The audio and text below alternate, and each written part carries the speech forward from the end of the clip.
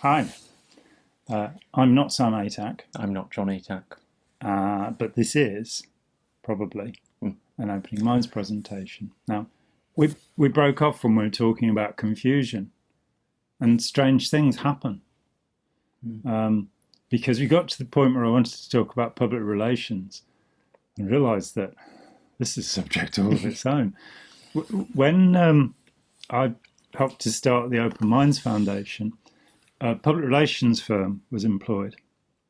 And I have problems because my whole subject is influence, right? It's about how you influence people. And my big question for many, many years, 20, 30 years, has been, how do you tell the difference between good, ethical, honest influence and bad, unethical, dishonest influence? You know, how much is it all right to do? And it really bothered me that in dealing with public relations agencies and advertising people in those fields, they're concerned with what works. Their essential concern is not, what's ethical or not. So, for example, during the motivational research period in advertising in the 1950s, beautifully described by Vance Packard in The Hidden Persuaders, huge amounts of money were poured into seeing which colours people preferred their soap packets to be, and all sorts of this stuff. And how actually scientific any of that was is another matter altogether. But the idea is to get in subliminally, to get in under the level of conscious perception.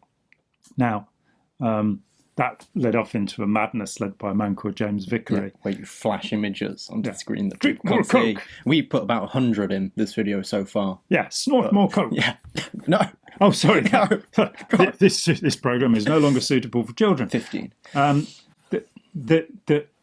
These messages flashed on the screen, and he claimed that this was influencing people. This became so much a matter of public concern that several countries actually banned subliminal advertising, and we live in one of them.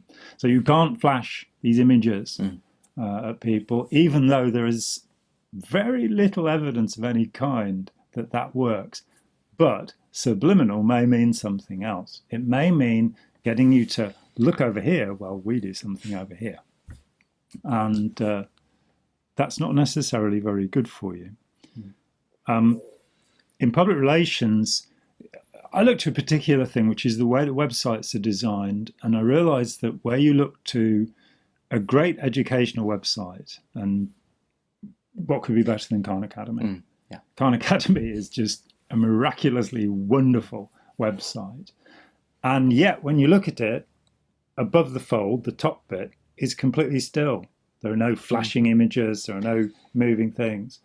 And it made me realize that confusion is a fundamental aspect of advertising and PR. Give somebody more information than they can digest and keep repeating your message in the middle of it. Have lots of drop-down menus and lots of things going sideways, and pictures and images.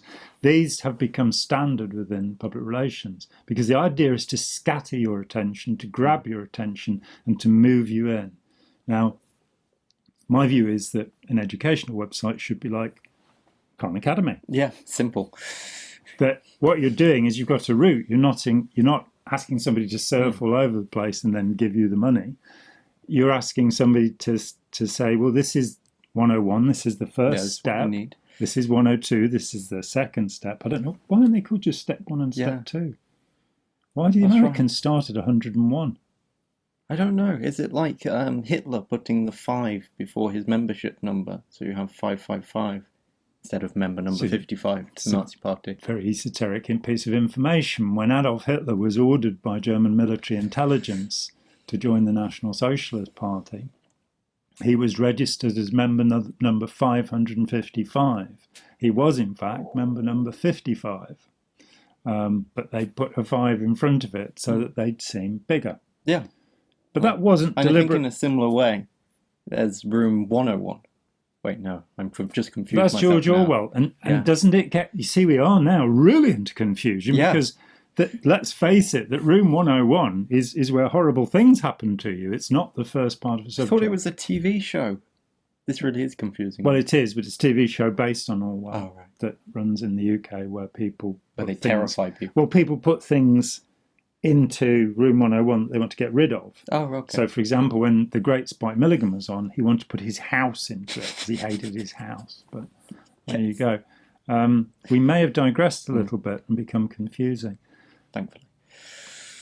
If you don't understand something, if something is confusing to you, the first position to take is not, I'm not clever enough, or, I'm stupid. The first position to take is, this is not being explained in a way that I can understand.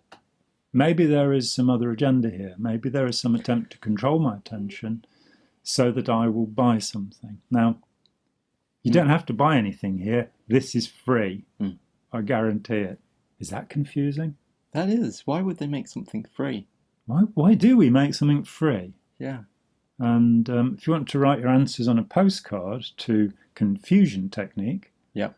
P.O. Box 101, somewhere in the universe, then that will probably do it. I actually have been John Atack.